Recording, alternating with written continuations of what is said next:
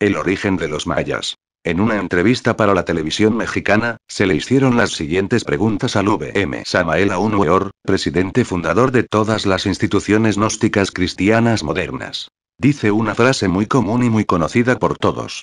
¿Qué fue primero, el huevo o la gallina? Esta frase se relaciona con la siguiente pregunta. Dicen que los mayas y los aztecas fueron los iniciadores de las civilizaciones griega, china, egipcia, también, inclusive, la tibetana. Si es este el caso, ¿es una realidad o es el caso contrario, que estas civilizaciones vinieron a formar las nuestras? El V.M. Samael Aun Weor responde. Está interesante la pregunta. Para mi modo de ver y de entender, los mayas tienen su raíz en el continente sumergido Atlante, enorme continente que otrora existiera en el océano que lleva su nombre. Los mayas, entonces, tuvieron una poderosa cultura. Antes de la sumersión de ese viejo continente, acaecida con el famoso diluvio universal, citado en tantas escrituras religiosas, los mayas emigraron, ya hacia el Tíbet, ya hacia la India, ya hacia el Egipto, ya hacia Guatemala y Centroamérica, o Yucatán, etc. Así pues los mayas fueron grandes civilizadores. No está de más recordar que algunas pirámides que actualmente existen en Egipto, son de origen maya. Tampoco está de más recordar que aquellas palabras solemnes que el gran Kabir Jesús, el Cristo, pronunciara en el Gólgota. Elí, Elí, lama sabactani. Son mayas. Traducidas exactamente al español por cualquier indiecito maya, quieren decir, me oculto en la prealba de tu presencia. Pues, el gran Kabir, aprendió el maya en el Tíbet. No debemos olvidar jamás que en Tíbet se habla maya. En el Tíbet se conoce el maya como el naga. Así que, los mayas fueron siempre los grandes civilizadores y su origen es Atlante.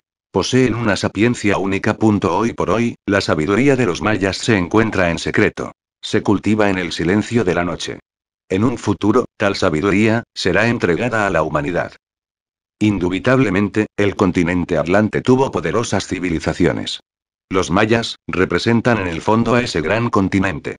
La sapiencia de los mayas se ocultó entre los monasterios tibetanos, en las pirámides de Egipto, de Yucatán. Muy pocos son los seres humanos que han podido conocer tal sapiencia, los mayas conocían la energía atómica, etcétera, etcétera, etcétera. Nosotros los mexicanos tenemos aquí, en nuestro país, verdaderos portentos de sabiduría antigua. Indubitablemente, Tlaloc, el dios de la lluvia, es un deideuso que ciertamente existe. Pero su verificación solo puede ser realizada por sujetos que hayan desarrollado los centros superiores del ser, es decir, la clarividencia, la intuición, la clariaudiencia, etc. A continuación vino otra pregunta. Usted es el fundador y director de la Asociación Gnóstica de Estudios Antropológicos y Culturales, ¿qué nos puede decir acerca de Tlaloc y Tlalocan, fundadores de Tenochtitlán? El V.M. Samael Aun Weor respondió.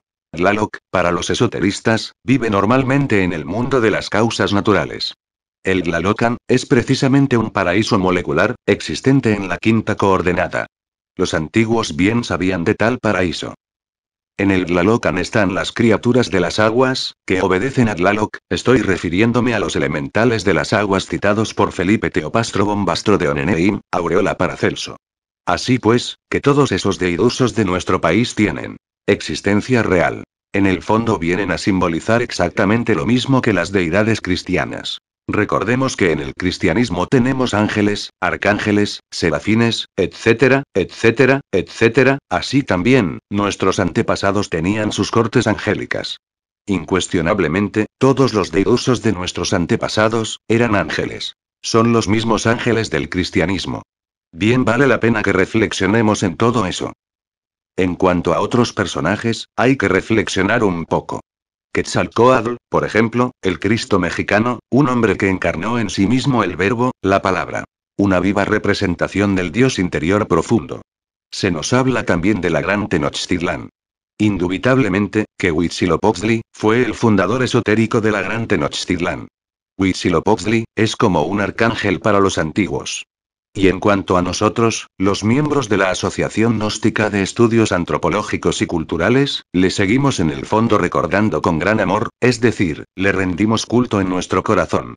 Luego surgió otra pregunta. He observado minuciosamente que tanto las esculturas mayas como los aztecas resaltan constantemente el simbolismo de la serpiente. ¿Cómo ve la antropología gnóstica este símbolo sagrado de las civilizaciones de Mesoamérica? Ciertamente, que el símbolo de la serpiente es universal, manifestó el VM Samael Aunweor. No está de más recordar que en el mismo Tíbet tenemos la serpiente emplumada. Obviamente la serpiente es sagrada, representa la sabiduría divina.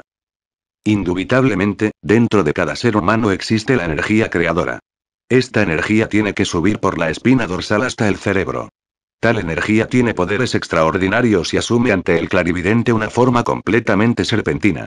Si la gente aprendiera a transmutar su energía creadora, se transformaría totalmente.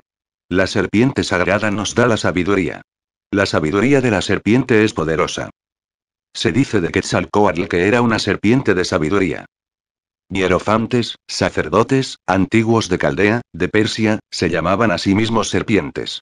Wotan asegura, en forma enfática, que él entró por un hueco dentro del interior de la tierra. Dice que entró por un pasadizo secreto, por donde solamente pueden entrar las serpientes. Wotan mismo exclama diciendo: soy una serpiente. Así también exclaman los celtas, y los druidas. Así que la serpiente es el poder ígneo, flamígero, que está relacionado íntimamente con el sexo y que los indostanes llaman kundalini. Sube por el canal medular espinal del asceta gnóstico hasta el cerebro. Cuando uno ha caminado por la senda de la más perfecta castidad, entonces resplandece maravillosamente dentro del aura del universo. La serpiente tiene poder para darnos la sapiencia. www.acegap.org